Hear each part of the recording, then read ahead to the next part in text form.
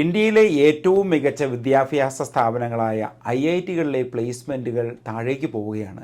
കഴിഞ്ഞ വർഷത്തെ പ്ലേസ്മെൻറ്റ് കണക്ക് നോക്കിക്കഴിയുമ്പോഴേക്കും ബോംബെ ഐഐടിയിൽ 36% ആളുകൾക്ക് പ്ലേസ്മെൻറ്റ് കിട്ടിയില്ല. ഡൽഹിയിൽ 40% കിട്ടിയില്ല. കാൺപൂർ ഐഐടിയിലും 31% ആളുകൾക്ക് പ്ലേസ്മെൻറ്റ് കിട്ടിയില്ല. സാധാരണഗതിയിൽ കുട്ടികൾ അവിടെ പഠിച്ചു കഴിഞ്ഞിട്ട് ഇറങ്ങിയിട്ടുണ്ടെങ്കിൽ വിദേശ രാജ്യങ്ങളിലെ കമ്പനികളും ഇന്ത്യയിലെ കമ്പനികളും ഒക്കെ ഇവരെ പെട്ടെന്ന് തന്നെ പ്ലേസ് ചെയ്യും. അതായത് അധികം വെയിറ്റ് ചെയ്യേണ്ട ആവശ്യമൊന്നുമില്ല. ക്യാമ്പസ് പ്ലേസ്മെൻറ്റ് വഴി എല്ലാവർക്കും ജോലി സുനിശ്ചിതമാണ്. കോടികളുടെ പാക്കേജാണ് അവർക്ക് ലഭിച്ചുകൊണ്ടിരിക്കുന്നത്. നമുക്ക് ഒന്ന് നോക്കിക്കഴിയുമ്പോഴേക്കും അറിയാം, മറ്റ് സ്ഥാപനങ്ങളിൽ പഠിക്കുന്ന കുട്ടികൾ ഇപ്പോൾ പല എഞ്ചിനീയറിംഗ് കോളേജുകളുടെയും സീറ്റുകൾ വേക്കൻ്റായി കിടക്കുന്നു. നല്ല നല്ല എഞ്ചിനീയറിംഗ് കോളേജുകളുണ്ട്. അവിടെയുള്ള കുട്ടികളുടെ പ്ലേസ്മെൻറ്റുകളുടെയൊക്കെ അവസ്ഥ ഇപ്പോൾ എന്തായിരിക്കും? ധാരാളം കുട്ടികൾ MBA പഠിക്കുന്നുണ്ട്. MBA പഠിച്ചിറങ്ങുന്നവർക്ക് കിട്ടുന്ന സാലറി എത്രയാണ്? 95% ആളുകളും പഠിക്കുന്നത് ഒരു നല്ല ജോലി ലഭിക്കുന്നതിനും അതിനുശേഷം ഒരു നല്ല ജീവിതം നയിക്കുന്നതിനും വേണ്ടിയാണ്. അത് ഇന്ത്യയിലോ വിദേശത്തോ ആവാം. അപ്പോൾ ഉള്ള സമ്പാദ്യം മൊത്തം അതിനുവേണ്ടി സ്പെൻഡ് ചെയ്യുന്നു. ഈ പണമെല്ലാം സ്പെൻഡ് ചെയ്ത് നാം ചില ഡിഗ്രികൾ എടുക്കുന്നു. ഇതിനുശേഷമുള്ള എംപ്ലോയ്മെൻറ്റ് നിരക്ക് നമുക്കൊന്ന് നോക്കാം. ഇന്ത്യയിലെ അൺഎംപ്ലോയ്മെൻറ്റ് ഗ്രാജുവേറ്റ്സിൻ്റെ ഇടയിൽ നോക്കുകയാണെങ്കിൽ 21% അത് വരുന്നത്. നമുക്ക് ഹയർ സെക്കൻഡറി എഡ്യൂക്കേഷൻ കഴിഞ്ഞിട്ടുള്ളവർ, അതായത് 10ാം ക്ലാസ് കഴിഞ്ഞിട്ട് അല്ലെങ്കിൽ +2 കഴിഞ്ഞിട്ടുള്ളവരുടെ ഇടയിലുള്ള അൺഎംപ്ലോയ്മെൻറ്റ് റേറ്റ് എന്ന് പറയുന്നത് 18.4%. ഇല്ലിറ്ററേറ്റ് ആയിട്ടുള്ളവർ, ഒന്നും എഴുതാനും വായിക്കാൻ അറിയാത്തവരുടെ ഇടയിലെ അൺഎംപ്ലോയ്മെൻറ്റ് റേറ്റ് എന്ന് പറയുന്നത് 3.4%. ഇത് നമുക്ക് വളരെ സർപ്രൈസിങ് ആയിട്ട് തോന്നാം. എന്നാൽ നമുക്ക് സ്കൂളൊക്കെ വിട്ടിട്ട് ഇനിയിപ്പം വേറെ വല്ല പണിക്കും പോയാലോ, നമുക്കൊന്നും അറിയത്തില്ലെങ്കിൽ നിങ്ങൾക്ക് ജോലി കിട്ടുമല്ലോ. ഇതാണ് ഇപ്പോഴത്തെ ഒരു കറക്റ്റായിട്ടുള്ളൊരു സ്റ്റാറ്റിസ്റ്റിക്സ് എന്ന് പറയുന്നത്. ഇത് ഞാൻ പല വീഡിയോകളിൽ കൂടെയും പിന്നെ പത്രമാധ്യമങ്ങളിൽ കൂടെ കിട്ടിയുള്ളൊരു റിപ്പോർട്ടാണത്. വിദേശ രാജ്യങ്ങളിലെ പ്രത്യേകിച്ചും കാനഡയിലെ അൺഎംപ്ലോയ്മെൻറ്റ് നോക്കിക്കഴിയുമ്പോഴേക്കും ഇപ്പോഴത്തെ ഒരു നിരക്ക് എന്ന് പറഞ്ഞാൽ 5.3% ഒക്കെയാണ് ഒരു അൺഎംപ്ലോയ്മെൻറ്റ് റേറ്റ് എന്ന് പറയുന്നത്. കോവിഡിൻ്റെ സമയത്ത് നല്ല അൺഎംപ്ലോയ്മെൻറ്റ് റേറ്റ് ഇവിടെ ഉണ്ടായിരുന്നു. അതായത് 13% വരെ റെക്കോർഡ് അൺഎംപ്ലോയ്മെൻറ്റ് വന്നിട്ടുണ്ട്. ഇപ്പോഴത്തെ നിരക്ക് നോക്കിക്കഴിയുമ്പോഴേക്കും ഈ 5.6 ആണ് വരുന്നത്. അത് കുറഞ്ഞുകൊണ്ടേയിരിക്കുന്നു. ഇവിടുത്തെ ഒരു കാറ്റഗറി നോക്കിക്കഴിയുമ്പോഴേക്കും നമുക്ക് കാണാൻ സാധിക്കുന്നത് ഗ്രാജുവേറ്റ്സ് ആയിട്ടുള്ളവർക്കാണ് കൂടുതൽ ജോലിയുള്ളത്. പിന്നെ ഡിപ്ലോമ ചെയ്തിട്ടുള്ള അല്ലെങ്കിൽ ഹൈസ്കൂൾ പാസ്സായിട്ടുള്ളവർക്കും വലിയ കുറവൊന്നും അവിടെ വരുന്നില്ല. പിന്നെ ഇല്ലിറ്ററേറ്റ് എന്ന് പറഞ്ഞൊരു കാറ്റഗറി ഇവിടെയില്ല. കാരണം എന്ന് പറഞ്ഞിട്ടുണ്ടെങ്കിൽ കൂടുതൽ ഇമിഗ്രൻറ്റ് പോപ്പുലേഷനിൽ വരുന്നവർ എല്ലാവരും പഠനമുള്ളവരാണ്, അല്ലെങ്കിൽ ഇവിടെയുള്ളവരും നന്നായിട്ട് പഠിക്കുന്നവരാണ്. പല കോഴ്സുകളും സ്കൂളുകളിലും പിന്നെ കോളേജുകളിലുമൊക്കെ പല സമയങ്ങളിലായിട്ട് പോയി പഠിക്കുന്നവരാണ്. അങ്ങനെ നോക്കിക്കഴിയുമ്പോഴേക്കും ഇവിടെ എംപ്ലോയ്മെൻറ്റ് റേറ്റ് വിദ്യാഭ്യാസമായിട്ട് നമ്മൾ തുലനം ചെയ്ത് നോക്കിക്കഴിയുമ്പോഴേക്കും വലിയ കുഴപ്പമില്ലാണ്ട് തന്നെയൊക്കെയാണ് കാര്യങ്ങൾ പോകുന്നത്. ഇനി നമ്മൾ നോക്കേണ്ട കാര്യമാണ് റിട്ടേൺ ഓൺ ഇൻവെസ്റ്റ്മെൻറ്റ്. നമ്മൾ പഠിക്കുന്ന കാര്യത്തിന് വേണ്ടി ചിലവഴിക്കുന്ന പണം. ഉദാഹരണത്തിന് ഒരു MBA കോഴ്സ് പഠിക്കണമെങ്കിൽ നാട്ടിലാണെങ്കിൽ നമുക്ക് വരുന്ന ചിലവെന്ന് പറഞ്ഞിട്ടുണ്ടെങ്കിൽ ഒരു 15 ലക്ഷം രൂപ ചിലവ് വരുന്നു. കാനഡയിലാണെങ്കിൽ നോക്കിക്കഴിയുമ്പോഴേക്കും അത് ഒരു വർഷത്തെ ഏത് കോഴ്സ് ആയിക്കോട്ടെ അതിൻ്റെ ഇപ്പോഴത്തെ ഒരു ഫീസ് എന്ന് പറയുന്നത് ഒരു $20,000 വരുന്നത്. 10 ലക്ഷം രൂപ വരുന്നു ഒരു വർഷത്തെ. ഇപ്പോൾ 2 വർഷത്തേത് വരുമ്പോഴേക്കും അത് $40,000 ആകുന്നു. ഇന്ത്യയിലുമായിട്ട് വെച്ച് നോക്കി കഴിയുമ്പോഴേക്കും നേരെ ഇരട്ടി പൈസ ഏകദേശം അതിൻ്റെ ഒരു ചിലവ് വരുന്നുണ്ട്. പിന്നെ നമ്മുടെ ഇവിടുത്തെ ജീവിത ചിലവുകൾ കാര്യങ്ങളൊക്കെ അതിൻ്റെ അകത്ത് വരുന്നുണ്ട്. ഇന്ത്യയിൽ ഒരാൾ MBA പഠിച്ചു കഴിഞ്ഞിട്ടുണ്ടെങ്കിൽ ആ ആൾക്ക് കിട്ടുന്ന പരമാവധി സാലറി ഇപ്പോഴത്തെ കണക്ക് പ്രകാരം ഒരു 15,000 രൂപ മുതൽ 30,000 വരെയാണ് ഇപ്പോഴത്തെ ഒരു നമുക്ക് കിട്ടുന്ന ഒരു വരുമാനം എന്ന് പറയുന്നത്. അപ്പോൾ നമ്മൾ നോക്കേണ്ടത് ഇത്ര മാത്രം നമ്മൾ പണം അതിനുവേണ്ടി ചിലവഴിച്ചിട്ടുണ്ട്, 15 ലക്ഷം രൂപ ചിലവഴിച്ചിട്ടുണ്ട്. പിന്നെ നമുക്ക് അതിന് കിട്ടുന്ന റിട്ടേൺ എത്രയെന്ന് നിങ്ങൾ തന്നെ ഒന്ന് കണക്ക് കൂട്ടി നോക്കുക. അടുത്ത ഒരു കോഴ്സ് നോക്കി കഴിയുമ്പോഴേക്കും നമ്മൾ ഹോസ്പിറ്റാലിറ്റി, എയർ ഹോസ്റ്റസ് ഒക്കെ ആയി വർക്ക് ചെയ്യുന്നവരുണ്ടല്ലോ, അവരുടെ ഒരു കോഴ്സിൻ്റെ ഒരു ചിലവെന്ന് പറഞ്ഞിട്ടുണ്ടെങ്കിൽ അത് 2 ലക്ഷം രൂപയാണ് ചിലവ് വരുന്നത്. ഈ 2 ലക്ഷം രൂപയ്ക്ക് അവർ ചെയ്ത് കഴിയുമ്പോഴേക്കും അതിൻ്റെ ഒരു വരുമാനം അവർക്ക് കിട്ടുന്നതെന്ന് പറഞ്ഞിട്ടുണ്ടെങ്കിൽ 40,000 രൂപ ആണ് മന്ത്ലി അവർക്ക് കിട്ടുന്ന പണമെന്ന് പറയും. ഇപ്പോഴത്തെയും ട്രെൻഡിങ് കോഴ്സായിട്ടുള്ള നഴ്സിംഗ് നോക്കി കഴിയുമ്പോഴേക്കും പഠന ചിലവിനായിട്ട് 8 ലക്ഷം മുതൽ 12 ലക്ഷം രൂപ വരെ നാട്ടിൽ ചിലവാക്കുന്നു. അതിനുശേഷം കിട്ടുന്ന സാലറി 20,000 മുതൽ 50,000 വരെയുള്ള ഒരു റേഞ്ചിൽ ഫ്രഷേഴ്സിനായിട്ടുള്ളവർക്ക് കിട്ടാറുണ്ട് ഇപ്പോഴത്തെ ഒരു സാഹചര്യം നോക്കി കഴിയുമ്പോഴേക്കും.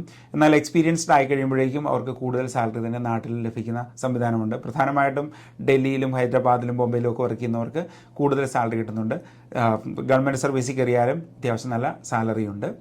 അത് നോക്കിക്കഴിയുമ്പോഴേക്കും നമ്മുടെ ഒരു റിട്ടേൺ ഓൺ ഇൻവെസ്റ്റ്മെൻറ്റ് നമുക്ക് തിരിച്ചു പിടിക്കാവുന്ന ഒരു സംഖ്യ തന്നെയാണ് അത് വരുന്നത്. എഞ്ചിനീയറിംഗ് നോക്കിക്കഴിയുമ്പോഴേക്കും പല കോളേജുകളിലെയും ഫീസിന് ഡിഫറൻസ് ഉണ്ടാവും. നമ്മൾ കുറച്ച് മുമ്പേ പറഞ്ഞ കാര്യമാണ് IIT കാര്യമൊക്കെ. അവിടെ പഠിക്കാൻ ചിലവ് കുറവാണ്, പക്ഷേ നമ്മുടെ കോച്ചിങ്ങിനും കാര്യങ്ങൾക്ക് വേണ്ടി നല്ല സമയവും അതോടൊപ്പം തന്നെ നല്ല പണച്ചെലവും ഉള്ള കാര്യങ്ങളാണ് വരുന്നത്. അപ്പോൾ അതിൻ്റെ ഒരു റിട്ടേൺ എന്ന് പറയുമ്പോഴേക്കും നാട്ടിലൊരാൾ സിവിൽ എഞ്ചിനീയറിംഗ് പഠിച്ച ഒരാൾക്കാണെങ്കിൽ ആൾക്ക് കിട്ടുന്നതെന്ന് പറഞ്ഞിട്ടുണ്ടെങ്കിൽ ഒരു 15,000 മുതൽ 30,000 വരെയൊക്കെ ആയിരിക്കും സാലറി കിട്ടുന്നത്. ഞാൻ തെറ്റാണ് പറയുന്നതെങ്കിൽ തീർച്ചയായിട്ടും താഴെ ഒന്ന് കമൻറ്റ് ചെയ്ത് ഒന്ന് കറക്റ്റ് ചെയ്തേക്കുക.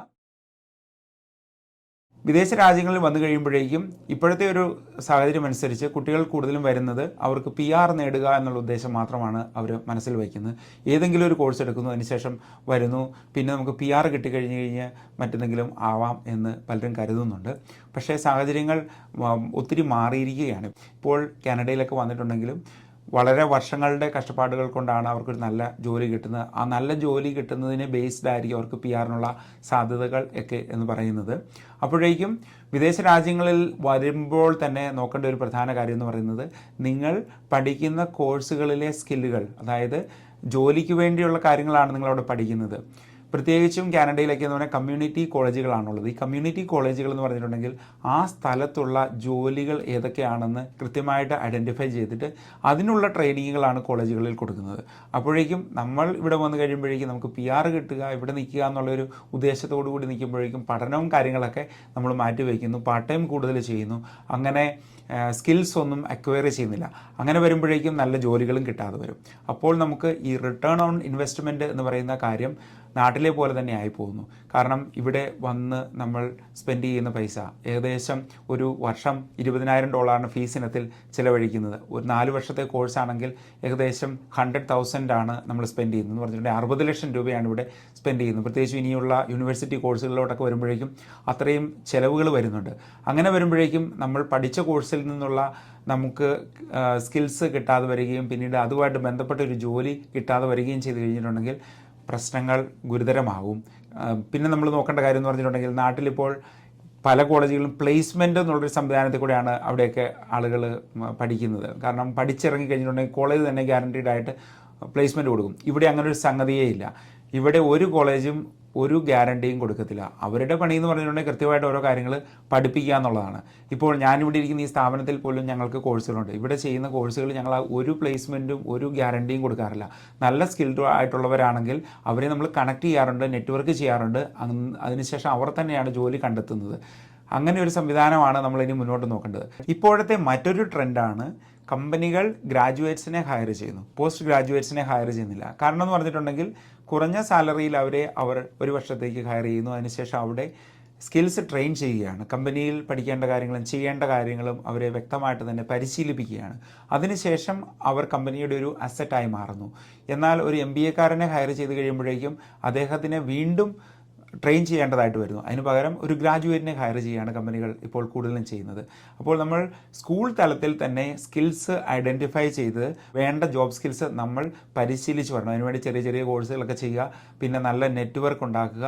ഇതൊക്കെ നമുക്ക് പബ്ലിക് പ്ലാറ്റ്ഫോംസിൽ ഇപ്പോൾ അവൈലബിൾ ആണ്. പല കാര്യങ്ങളും നമുക്കിപ്പോൾ പഠിക്കണമെന്നുണ്ടെങ്കിൽ നമുക്ക് യൂട്യൂബിൽ നിന്ന് തന്നെ പഠിക്കാം. നമുക്കറിയാം ഈ കൊറോണയുടെ സമയത്തൊക്കെ ഒരു കുക്കിങ്ങും അറിയത്തില്ലാത്ത ആളുകളൊക്കെ നന്നായിട്ട് കുക്ക് ചെയ്യാൻ പഠിച്ചു. എന്തുകൊണ്ടാണ്?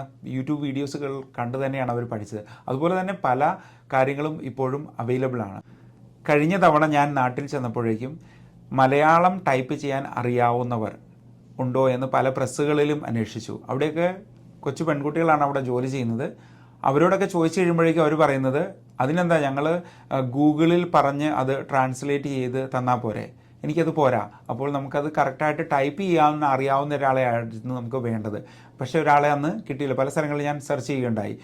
അപ്പോൾ ഇങ്ങനെയുള്ള സ്കിൽസാണ് നമ്മൾ പഠിച്ചെടുക്കേണ്ടത്. ഇപ്പോൾ കമ്പ്യൂട്ടർ നമ്മൾ പഠിക്കുമ്പോഴേക്കും കമ്പ്യൂട്ടറിലെ കാര്യങ്ങൾ വ്യക്തമായിട്ട് നമുക്ക് അറിഞ്ഞിരിക്കണം. കമ്പ്യൂട്ടർ അറിയാമെന്ന് പറഞ്ഞിട്ട് കാര്യമില്ല. ഇപ്പോൾ മൈക്രോസോഫ്റ്റിൽ ഒരു വേർഡ് ഡോക്യുമെൻ്റ് തയ്യാറാക്കണമെങ്കിലോ അല്ലെങ്കിൽ കറക്റ്റ് ഫോർമുലാസ് ഇട്ട് ഒരു എക്സൽ ഷീറ്റ് പ്രിപ്പയർ ചെയ്യണമെങ്കിലൊക്കെ നിങ്ങൾ അറിഞ്ഞിരിക്കണം. അതിനുവേണ്ടിയുള്ള സ്കിൽസാണ് നിങ്ങൾ ആർജിച്ചെടുക്കേണ്ടത്. കഴിഞ്ഞ വീഡിയോയുടെ ഒരു ഫോളോ അപ്പ് ആയിട്ടാണ് ഈ വീഡിയോ ചെയ്യുന്നത്. പല ആളുകളും നല്ല കോഴ്സുകൾ ഏതൊക്കെയെന്ന് പലരും ചോദിക്കുകയുണ്ടായി. നമുക്ക് നോക്കാവുന്നതെന്ന് പറഞ്ഞിട്ടുണ്ടെങ്കിൽ മെഷീൻ ലേണിംഗ്, അതായത് AI സൊല്യൂഷൻസ് ഉണ്ടാക്കുന്ന കോഴ്സുകൾ. ഇപ്പോൾ നമുക്കറിയാം ദുബായിൽ AI എഞ്ചിനീയറിങ്ങിൻ്റെ ഒരു കോളേജ് തന്നെ അവിടെ സ്റ്റാർട്ട് ചെയ്യപ്പെട്ടു. എന്നാൽ ഇന്ത്യയിൽ നമുക്ക് അത് ആരംഭിച്ചിട്ടില്ല. നമുക്കറിയാം ഇനി സൈബർ സെക്യൂരിറ്റി എന്ന് പറയുന്നതിന് നല്ല സ്കോപ്പുള്ള ഒരു കാര്യമാണ്. അതിലെ സ്കിൽസ് നമ്മൾ നന്നായിട്ട് തന്നെ പഠിച്ചെടുക്കേണ്ട കാര്യമാണ്. ഇപ്പോൾ പല സ്ഥലങ്ങളിലും ഹാക്കേഴ്സ് കൂടി വരുന്നു, പല സിസ്റ്റംസും ഹാക്ഡ് ആകപ്പെടുന്നു. അതെല്ലാം നോക്കുന്നത് വളരെ നല്ലതാണ്. ട്രേഡ്സ് നോക്കിക്കഴിയുമ്പോഴേക്കും കമ്മ്യൂണിറ്റികളിൽ ആവശ്യമുള്ള ആളുകളാണ് ഇവരൊക്കെ. ഇലക്ട്രീഷ്യൻസ്, പ്ലംബേഴ്സ്, പിന്നെ മറ്റ് റിപ്പയറിംഗ് വർക്ക് ചെയ്യുന്നവർ, ഓട്ടോ ടെക്നീഷ്യൻസ്, വെൽഡേഴ്സ്, ഇങ്ങനെയുള്ള കാര്യങ്ങളൊക്കെ റീപ്ലേസ് ചെയ്യാൻ പറ്റുന്ന കാര്യമല്ല. എന്നാൽ എല്ലാവർക്കും ചെയ്യാൻ പറ്റുന്ന ജോലികളുമല്ല ഇത്. അങ്ങനെ നോക്കിക്കഴിയുമ്പോഴേക്കും നിങ്ങളുടെ കഴിവ്, ആപ്റ്റിറ്റ്യൂഡ്, ഇൻട്രസ്റ്റ്, പേഴ്സണാലിറ്റി, ഇത്തരം കാര്യങ്ങളൊക്കെ നോക്കി വേണം തീർച്ചയായിട്ടും നിങ്ങളുടെ കോഴ്സുകൾ തിരഞ്ഞെടുക്കേണ്ടത്. അതിനായിട്ട് ഹെൽപ്ഫുള്ളായിട്ടുള്ള പല പ്ലാറ്റ്ഫോംസ് ഉണ്ട്. ആപ്റ്റിറ്റ്യൂഡൊക്കെ ചെയ്യാനും കാര്യങ്ങളൊക്കെ നോക്കാനും ഒക്കെയുള്ള സംവിധാനങ്ങളുണ്ട്. അപ്പോൾ അതിനെയൊക്കെ ഇൻട്രൊഡ്യൂസ് ചെയ്യാൻ വേണ്ടി മുന്നോട്ടൊരു വീഡിയോ അതിന് വേണ്ടി ചെയ്യുന്നുണ്ട്. അപ്പോൾ അതിൽ ലിങ്ക് കാര്യങ്ങളൊക്കെ കൊടുത്തേക്കാം. ഇനിയിപ്പോൾ സോഫ്റ്റ്വെയർ ടെസ്റ്റേഴ്സ് നേരെ ഒരു കോഴ്സ് പഠിച്ചിറങ്ങുന്നതിനേക്കാളും കൂടുതലായിട്ട് സോഫ്റ്റ്വെയർ ടെസ്റ്റിംഗ് സിസ്റ്റംസ് ബിൽഡപ്പ് ചെയ്യുന്ന ആളുകളെയാണ് കൂടുതലായിട്ട് വേണ്ടി വരുന്നത്. ഡെവോപ്സ് എന്ന് പറയുമ്പോഴേക്കും software development and operation side, ഇത് രണ്ടും കൂടെ ചെയ്യുന്ന ആളുകളെ കൂടുതലും അവർക്ക് ആവശ്യമായിട്ട് വരും. അപ്പോഴേക്കും നമുക്ക് മാർക്കറ്റിനെ പഴിചാരാതെ കൂടുതലായിട്ട് നമ്മുടെ സ്കിൽസ് ഇമ്പ്രൂവ് ചെയ്യുന്നതിന് വേണ്ടി പല കാര്യങ്ങളും നമുക്ക് ചെയ്യാം. അങ്ങനെ ഒരു നല്ല ജീവിതം നമുക്ക് കെട്ടിപ്പടുക്കാം. നല്ല കോഴ്സുകൾ നമുക്ക് തിരഞ്ഞെടുക്കാം. പുതിയതായിട്ട് കാനഡയിൽ വന്നിട്ടുള്ളവർക്കൊക്കെ ഫ്രീ ആയിട്ട് കോഴ്സുകൾ ചെയ്യണമെന്നുണ്ടെങ്കിൽ തീർച്ചയായിട്ടും കോൺടാക്ട് ചെയ്യുക. അതിനുള്ള ഫോം താഴെ കൊടുത്തിട്ടുണ്ട്. ഫസ്റ്റ് എയ്ഡ് CPR ക്ലാസ്സുകൾ നടക്കുന്നുണ്ട്. അത് 22 ഏപ്രിൽ 9 മണിക്കാണ് നടക്കുന്നത്. നമ്മുടെ കനേഡിയൻ സ്കിൽസ് ഡെവലപ്മെൻറ്റ് സെൻറ്ററിൽ വെച്ച് തന്നെയാണ് നടക്കുന്നത്. ആർക്കെങ്കിലുമൊക്കെ പങ്കെടുക്കണമെങ്കിൽ ചേരുക. അതോടൊപ്പം തന്നെ ഫുഡ് സർവീസ് വർക്കർ എന്ന് പറയുന്ന നല്ല സ്കോപ്പുള്ള ഒരു കോഴ്സുണ്ട്. അത് $500 ആണ് അതിൻ്റെ ചിലവ്. നമ്മുടെ വെബ്സൈറ്റിൽ അതിൻ്റെ ഡീറ്റെയിൽസ് കൊടുത്തിട്ടുണ്ട്. നാട്ടിൽ നിന്നുള്ളവർക്കാണെങ്കിൽ അത് കോഴ്സ് ചെയ്യുന്നതിന് കുഴപ്പമില്ല. ഇപ്പോൾ ഇവിടെ വരാനുള്ള സ്റ്റാറ്റസ് എന്തെങ്കിലും കാര്യങ്ങളൊക്കെ ഉള്ളവരാണെങ്കിൽ തീർച്ചയായിട്ടും അത് ചെയ്തിട്ടുണ്ടെങ്കിൽ നല്ല ജോലി സാധ്യത ഉള്ളതാണ്. നിങ്ങളുടെ വിലയേറിയ അഭിപ്രായങ്ങളും ചോദ്യങ്ങളും ഒക്കെ ഈ വീഡിയോയുടെ താഴെ തന്നെ കൊടുത്തേക്കുക. അടുത്ത വെള്ളിയാഴ്ചയുള്ള ലൈവ് സെഷനിൽ നമ്മളത് ഡിസ്കസ് ചെയ്യുന്നതാണ്. പിന്നെ ഞായറാഴ്ചകളിലുള്ള ന്യൂസ് അപ്ഡേറ്റ്സ് നിങ്ങൾ കാണുക. അതുപോലെ തന്നെ നമ്മുടെ ന്യൂസ് ലെറ്റർ നിങ്ങളുടെ കയ്യിലേക്ക് എത്തിക്കുന്നതിന് വേണ്ടി താഴെ ഒരു സൈനപ്പ് ഫോം കൊടുത്തിട്ടുണ്ട്. അതൊന്ന് ഫില്ല് ചെയ്തേക്കുക. ജസ്റ്റ് നിങ്ങളുടെ ഇമെയിൽ ID ഒന്ന് കൊടുത്തേച്ചാൽ മതി. അതിന് ശേഷം നിങ്ങൾ കൺഫേം ചെയ്ത് കഴിയുമ്പോഴേക്കും എല്ലാ വാർത്തകളും നിങ്ങളുടെ ഇമെയിലിൽ തന്നെ എത്തും. അതോടൊപ്പം തന്നെ ഇങ്ങനെയുള്ള കരിയർ അപ്ഡേറ്റ്സ്, ജോബ് അപ്ഡേറ്റ്സ് കാര്യങ്ങളൊക്കെ നിങ്ങൾക്ക് ലഭിക്കുന്നതാണ്. എല്ലാവർക്കും ഒരു നല്ല ദിവസവും ആഴ്ചയും ആശംസിക്കുന്നു. Thanks for watching. ബൈ.